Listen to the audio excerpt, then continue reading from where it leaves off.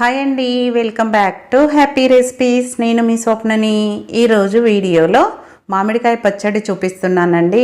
ఎండాకాలం వచ్చేసిందంటేనే పచ్చళ్ళు పెడుతుంటారు కదా, అందులో మామిడికాయ పచ్చడి అంటే ఎవరికి ఇష్టం ఉండదు చెప్పండి. చాలా బాగుంటుంది కదా. అలాంటిది ముక్కల పచ్చడిని సింపుల్గా ఎలా చేసుకోవాలో ఈ వీడియోలో చూపిస్తున్నానండి. ఇలా నేను చేసినట్టు చేశారంటే సంవత్సరం అంతా నిల్వ ఉంటుంది. టేస్ట్ అయితే చాలా బాగుంటుంది. కలర్ కూడా అస్సలు చేంజ్ అవ్వదండి. తప్పకుండా ట్రై చేయండి. వీడియో కంప్లీట్గా చూసి లేట్ చేయకుండా వీడియోలోకి వెళ్ళి చూసేయండి.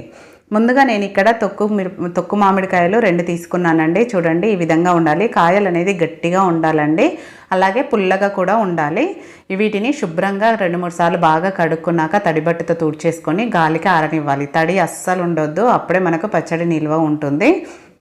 ఇప్పుడు ఈ మామిడికాయల్ని ముక్కలుగా కట్ చేసుకోవాలి. కొంచెం కష్టంగానే ఉంటుందండి చాకుతో కట్ చేసుకోవడం, గట్టిగా ఉంటుంది కాబట్టి. ఇలా గట్టిగా ఉంటేనే పచ్చడి కూడా ఎక్కువ రోజులు నిల్వ ఉంటుంది. తొక్కు మామిడికాయలు అంటేనే ఇలా ఉంటాయి అన్నమాట గట్టిగా.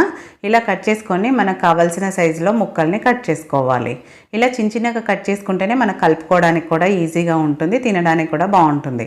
ఇలా ముక్కలన్నీ కట్ చేసుకున్నాక మనకు అన్ని కరెక్ట్గా మెజర్మెంట్ తెలవడం కోసం, మీకు కూడా తెలియాలి కదా, అందుకని ఒక కప్పుతో నేను మెజర్ చేసుకుంటున్నాను. మీరు ఏదైనా ఒక గిన్నెతో మెజర్ చేసుకోండి. దీంతో నాకు 2 కప్పులు వచ్చాయండి. చూడండి, మీకు తెలిసిపోతుంది కదా, 2 కప్పులు వచ్చాయి, కొంచెం వచ్చాయి పైన. ఇలా 2 కప్పుల మామిడికాయ ముక్కలకి మనం ఎంత క్వాంటిటీ తీసుకోవాలనేది క్లియర్గా చూపిస్తాను. అస్సలు వీడియోని స్కిప్ చేయకుండా చూడండి.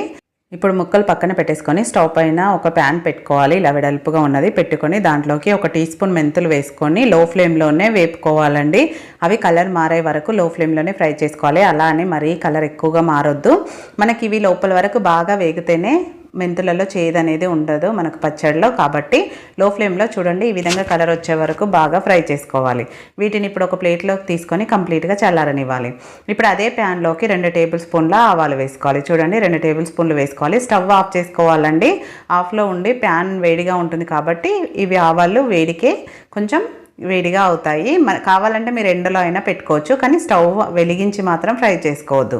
ఇప్పుడు ఈ రెండింటిని కంప్లీట్గా చల్లారనివ్వాలి. చల్లారినాకల్లా ఒక మిక్సీ జార్ తీసుకొని వీటిని మెత్తని పిండిలాగా గ్రైండ్ చేసుకోవాలి. వీలైనంత మెత్తగా గ్రైండ్ చేసుకోవాలండి. ఒకవేళ మీకు మెత్తగా రాలేదనుకోండి, దీన్ని జల్లించుకుంటూ మళ్ళీ గ్రైండ్ చేసుకోవాలి. చూడండి, ఈ విధంగా పిండిలాగా గ్రైండ్ చేసుకోవాలి. ఇప్పుడు నేనేం జల్లించట్లేదండి, ఆల్రెడీ మనకు పిండిలాగానే వచ్చింది. ఇప్పుడు దీన్ని పక్కన పెట్టేసుకోవాలి. పక్కన పెట్టుకొని నెక్స్ట్ నేను ఇక్కడ గాజు బౌల్ తీసుకున్నానండి. మీరు పింగాణి గిన్నె కానీ, మనం ఆల్రెడీ పచ్చళ్ళు పెట్టుకునే మడతమాన్ ఉంటుంది కదా, అదైనా తీసుకోవచ్చు. దాంట్లోకి మనం కొలుచుకున్న మామిడికాయ ముక్కలు మొత్తం వేసేసుకోవాలి. తడి అనేది అస్సలు ఉండొద్దండి. పూర్తిగా తడి ఆరిపోయాక మాత్రమే వీటిని యాడ్ చేసుకోవాలి. దేనికి కూడా కొంచెం కూడా తడి తగలొద్దు. ఇప్పుడు మనం గ్రైండ్ చేసుకున్న ఆవపిండి మొత్తం వేసుకొని 1/2 కప్పు కంటే తక్కువ క్వాంటిటీలో కారం వేసుకోవాలి. నేను ఇది కారం ఎక్కువగా లేదండి, సో అందుకని ఎక్కువ వేసుకుంటున్నాను. లేదంటే 1/2 కప్పు అనేది సరిపోతుంది, మామూలుగా మనం రెగ్యులర్గా వాడే కారం అయితే. ఎందుకంటే కారం ఉంటుంది కాబట్టి. ఇది కారం లేదండి, తొక్కు పెట్టుకునే కారం పొడి కాబట్టి చప్పగా ఉంటుందని నేను 1/2 కప్పు కంటే కొంచెం తక్కువ వేసుకున్నాను. ఉప్పు మాత్రం 2 టేబుల్ స్పూన్లు మాత్రమే వేసుకున్నాను. మనం కావాలంటే లాస్ట్లో టేస్ట్ చూసి కూడా యాడ్ చేసుకోవచ్చు. ఇప్పుడు వీటన్నిటిని కలిపి దీనిపైన మూత పెట్టేసుకొని దీన్ని పక్కన పెట్టేసుకుందాము. నెక్స్ట్ దీని పోపు కోసం స్టవ్ పైన ఒక వెడల్పాటి ప్యాన్ పెట్టుకొని అది వేడయ్యాక దాంట్లోకి మనం ఏ కప్పుతో ముక్కలు కొలుచుకున్నామో అదే కప్పుతో 1/2 కప్పు పల్లి నూనె వేసుకుంటున్నాను. వేరుశనగ నూనె అంటారు కదా, అది వేసుకోవాలి. పచ్చళ్ళకి అదే బాగుంటుంది. అది వేడయ్యాక 1 టేబుల్ స్పూన్ ఆవాలు జీలకర్ర కలిపి వేసుకోవాలి. 1 టేబుల్ స్పూన్ మాత్రమే వేసుకోవాలి. అలాగే 2 ఎండుమిరపకాయలు. మీరు వెల్లుల్లి వేసుకునేటట్టుంటే కచ్చాపచ్చాగా దంచి ఈ టైంలో వేసుకోండి. నేనైతే వేయట్లేదండి, అల్లం వెల్లుల్లి పేస్ట్ వేసుకుంటాను కాబట్టి ఆ వెల్లుల్లి వేయట్లేదు. ఇప్పుడు ఈ పోపు స్టవ్ ఆఫ్ చేసేసుకొని కొద్దిగా చల్లారనివ్వాలి. దీంట్లోకి ఇప్పుడు కొంచెం ఇంగువ కూడా వేసుకోవాలి. అయితే మనకి ఇక్కడ ఈ ఆయిల్ అనేది పూర్తిగా చల్లారొద్దండి, కొంచెం గోరువెచ్చగా ఉన్నప్పుడు మనం దీంట్లో అల్లం వెల్లుల్లి పేస్ట్ వేసుకోవాలి. కాబట్టి ఇప్పుడు దీన్ని పక్కన పెట్టేసుకుందాము.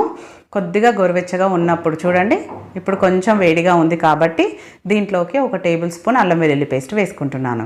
మీకు ఇది ఇష్టం లేకపోతే వెల్లుల్లి మాత్రం వేసుకోవచ్చండి. వేడిగా ఉన్నప్పుడే వేసుకోవాలి. అది మాత్రం కొద్దిగానే వేడిగా ఉంది కాబట్టి ఆయిల్ ఈ పచ్చివాసన అనేది పోతుంది. వేడికి చల్లారేలోపు పచ్చివాసన అనేది పోతుంది. ఈ విధంగా కలుపుకోవాలి. ఆయిల్లో మొత్తం కలిసేలాగా అల్లం వెల్లుల్లి పేస్ట్ను కలుపుకోవాలి. ఇలా మొత్తం కలుసుకున్నాక దీంట్లోకి కొంచెం పసుపు వేసుకోవాలి. ఎక్కువ అవసరం లేదండి, కొంచెం 1/4 టీ స్పూన్ కంటే కూడా తక్కువ వేసుకోవాలి. వేసుకొని ఇదంతా కలిసేలా కలుపుకొని ఇప్పుడు దీన్ని కూడా కంప్లీట్గా చల్లారనివ్వాలి. ఎప్పుడైనా మనం పచ్చడిలో వేసుకోవడానికి ఆయిల్ కంప్లీట్గా చల్లారాలి, అప్పుడే మనము ముక్కలలో వేసుకోవాలి. ఇప్పుడు చల్లారిపోయింది చూడండి, మొత్తం ఇప్పుడు ఈ ఆయిల్ పోపును మొత్తం ముక్కలలో వేసుకోవాలి. చూడండి, ఇలా వీడియోలో చూపిస్తున్నట్టు ఈ పోపు మొత్తం వేసేసుకోవాలి. మనం ఇక్కడ పావు కప్పు ఆయిల్ మాత్రమే పోపు పెట్టుకున్నామండి. ఇంకొక పావు కప్పు ఆయిల్ కూడా వేసుకుంటాము. టోటల్గా అరకప్పు ఆయిల్ పడుతుందన్నమాట ఈ ముక్కలకి కరెక్ట్గా. అంటే 2 కప్పులు అయ్యాయి కాబట్టి అరకప్పు ఆయిల్ అనేది పర్ఫెక్ట్గా సరిపోతుంది. ఇప్పుడు ఈ పోపు అంతా బాగా కలిసేలాగా కలుపుకున్నాక ఇప్పుడు అదే కప్పుతో ఇంకొక పావు కప్పు పల్లి నూనెను వేసుకుంటున్నాను.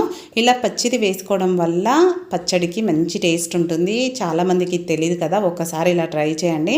ఎన్ని రోజులైనా ఫ్లేవర్ అనేది అస్సలు తగ్గదండి ఇలా కలుపుకోవడం వల్ల. కాబట్టి సగం పోపు పెట్టుకోండి, సగం ఇలా కలుపుకోండి. టేస్ట్ అయితే సూపర్గా ఉంటుంది. చూస్తుంటేనే నోట్లో నీళ్ళు ఊరుతున్నాయి కదా. ఇప్పుడు దీనిపైన మూత పెట్టేసి 1 గంట సేపు పక్కన పెట్టేసుకుందాం. 1 గంట తర్వాత మనకు ఆయిల్ అనేది పైకి వచ్చేస్తుంది. చూడండి, 2-3 రోజుల వరకు అయితే ఇంకా టేస్ట్గా ఉంటుందండి. ఊరే కొద్దీ చాలా బాగుంటుంది పచ్చడి. ఇలా రెడీ అయిన దీన్ని వేడి వేడి అన్నంలో నెయ్యి వేసుకొని తిన్నామంటే చాలా టేస్టీగా ఉంటుంది. డెఫినెట్గా ట్రై చేయండి. ఇక్కడ మెయిన్ గుర్తుపెట్టుకోవాల్సింది ఏంటంటే తడి అనేది ఎక్కడ తగలొద్దండి. అప్పుడు మనకు సంవత్సరం పాటైనా అస్సలు పాడవదు ఈ పచ్చడి. ఒకవేళ మీకు డౌట్గా అనిపిస్తే ఫ్రిడ్జ్లో అయినా పెట్టుకోవచ్చు. నేనైతే బయటే పెడతానండి. బయటే పెడతాను, కానీ మనకి ఇది చేసింది కొంచెం క్వాంటిటీ కాదు, మాకు ఎక్కువ రోజులు కూడా ఉండదు, ఈజీగా తినేస్తారు. ముక్క అనేది ఆ రోజు కంటే 2 రోజుల తర్వాత తిన్నామంటే టేస్ట్ చాలా బాగుంటుంది. ఇలా ఒకసారి చేశారనుకోండి ఎక్కువ క్వాంటిటీలో కూడా ఈజీగా చేసుకోవచ్చు. కాబట్టి తప్పకుండా ఇలా ఒకసారి ట్రై చేయండి. ట్రై చేశాక మీకు ఎలా కుదిరింది అనేది కూడా మీ ఫీడ్బ్యాక్ పెట్టండి.